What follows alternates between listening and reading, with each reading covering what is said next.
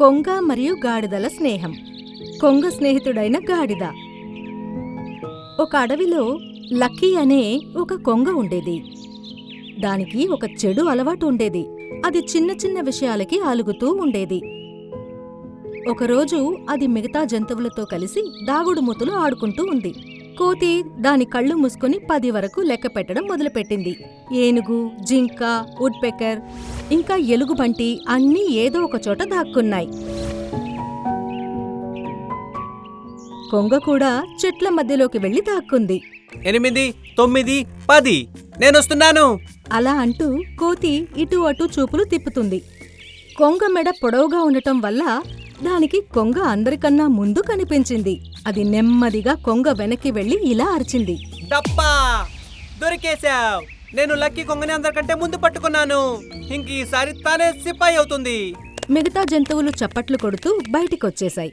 ఇది చూసి కొంగ అలిగి మొహం ముడుచుకుంది. మీరు ఎప్పుడూ ఇలానే చేస్తున్నారు. అరే కొంగ, నువ్వెందుకని బాధపడుతున్నావు? మీరు ఎప్పుడూ అందరికన్నా ముందు నన్నే పట్టుకుంటున్నారు. అందువల్ల ప్రతిసారి నేను సిపాయిని కావాల్సి వస్తుంది. అలా ఏం లేదు కొంగ, ఇందులో నీ తప్పే ఉంది. నీ మెడ బాగా పొడవుగా ఉంది. నువ్వేమో చిన్న చెట్ల వెనకాల దాక్కుంటావు. అందుకే త్వరగా పట్టుబడతావు. అలా ఏం కాదు. రాము ఏనుగు నాకన్నా పెద్దగా ఉంది. మరి తనెందుకు పట్టుబడడు? ఒక్కోసారి నేను కూడా త్వరగా పట్టుబడతాను. ఇందులో అలకడానికేముంది? నేనిక్కడి నుండి వెళ్తున్నాను. నాకు మీతో ఎటువంటి స్నేహమూ వద్దు. అలా అంటూ కొంగ మూతి ముడుచుకుని అక్కడి నుండి వెళ్ళిపోయింది. చాలా దూరం నడిచిన తర్వాత అది ఒక మర్రి చెట్టు కిందికి వెళ్లి కూర్చుంది. అదక్కడ కూర్చుని కొన్ని క్షణాలే అయ్యింది. ఇంతలో అక్కడికి ఒక గాడిద వచ్చింది. అదే నేను చూసేది నిజమేనా? ఒక పొడవైన మెడ ఉన్న కోడి. నేను పొడవు మెడ ఉన్న కోడిని కాదు. నేను కొంగని. మా మెడలు ఇలానే ఉంటాయి. ఓ అవునా? నేను ఆశ్చర్యపోయాను. సరే, నా పేరు రాంచో. నేను ఒక గాడిదని. గాడి తెల్లపైన కొమ్ములుండవు. అవును, అది నాకు కూడా తెలుసు. నేను నీకు ఎందుకు చెప్పానంటే మళ్ళీ నువ్వు కొమ్ములు లేని ఎద్దు ఉంటుందనుకుంటావేమో అని చెప్పా. దాని మాటలు విని కొంగ నవ్వి ఇలా అంది. నువ్వు చాలా తమాషాగా మాట్లాడుతున్నావు. నాకు కూడా నిజంగా నీలాంటి స్నేహితులే కావాలి. నిజంగానా? నేను కూడా ఒంటరిగా ఉన్నాను. నాకు కూడా నీతో స్నేహం చేయడం చాలా సంతోషం. అవి రెండు మంచి స్నేహితులైపోయాయి. రెండూ కలిసి చాలా విషయాలు మాట్లాడుకున్నాయి. కొంగ ఇంకా దాని పాత స్నేహితుల్ని మర్చిపోయి పూర్తి సమయం దాంతో గడపడం మొదలుపెట్టింది.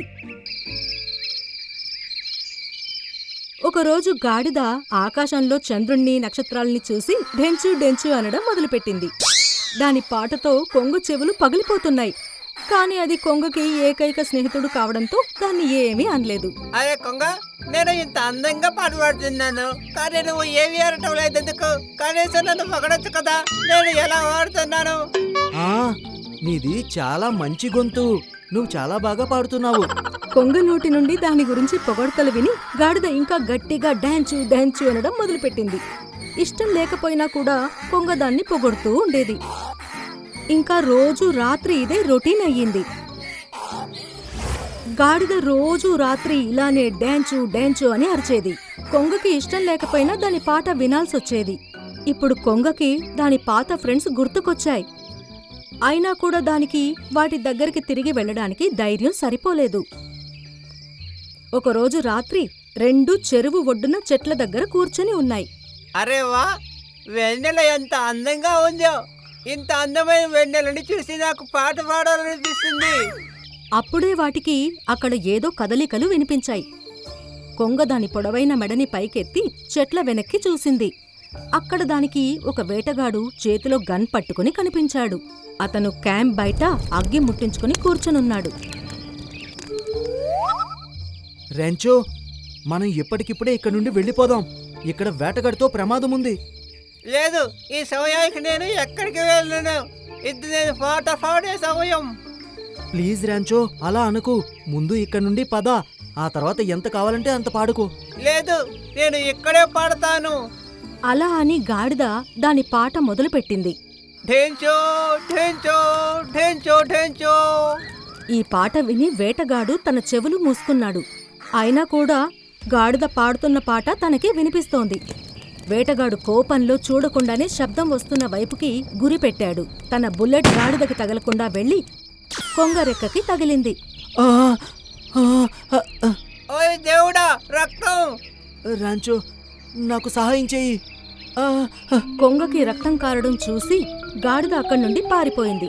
ఇప్పుడు కొంగ దాని ప్రాణం కాపాడుకోవడానికి ఇక్కడ అక్కడ దాక్కుంటూ తిరుగుతోంది.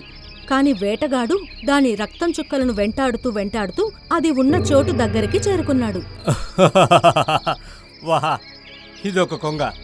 జూ పార్కులో దీనికి మంచి గిరాకీ ఉంటుంది. ఇంతలోనే వెనుక నుండి కొంగ పాత స్నేహితులు రాము ఏనుగు ఇంకా మోంటూ కోతి వచ్చాయి. మోంటూ కోతి వేటగాడి గన్ను లాక్కుంది. ఇంకా రాము ఏనుగు తొండంతో గట్టిగా కొట్టేసరికి అతను చెట్ల మధ్యలోకి వెళ్లి పడిపోయాడు. ఊరి దేవుడా! ఆ తర్వాత ఏనుగు కొంగని దాని వీపు మీద కూర్చోబెట్టుకుంది. మూడు అక్కడి నుండి వెళ్లిపోయాయి.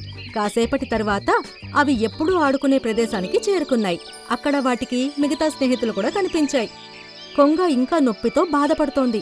దాన్ని చూసి అన్ని జంతువులు బాధపడ్డాయి. ఏనుగు దాన్ని నేల మీద కూర్చోబెట్టింది. వుడ్ పేకర్, తనకు బుల్లెట్ తగిలింది, త్వరగా ఏదో ఒకటి చెయ్యి. అది కొంగ బాధపడటం చూసి ఇలా అంది. నేను ఈ బుల్లెట్ని తీయగలను కొంగ, కానీ నీకు కాస్త నొప్పిగా ఉంటుంది.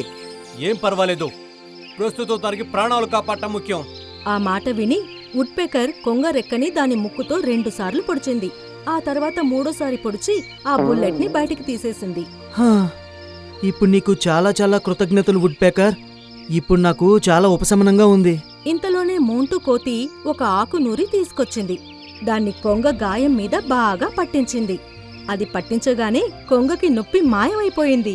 ఇంకా రేపు ఉదయం లోపు నీకు నయమైపోతుంది కొంగ. నయమయ్యాక నీ ప్రాణ స్నేహితుడు గాడి దగ్గరికి వెళ్ళొచ్చు. నన్ను క్షమించండి ఫ్రెండ్స్. నా అలిగే అలవాటు కారణంగా నేను ఎప్పుడూ మీ స్నేహాన్ని అర్థం చేసుకోలేదు.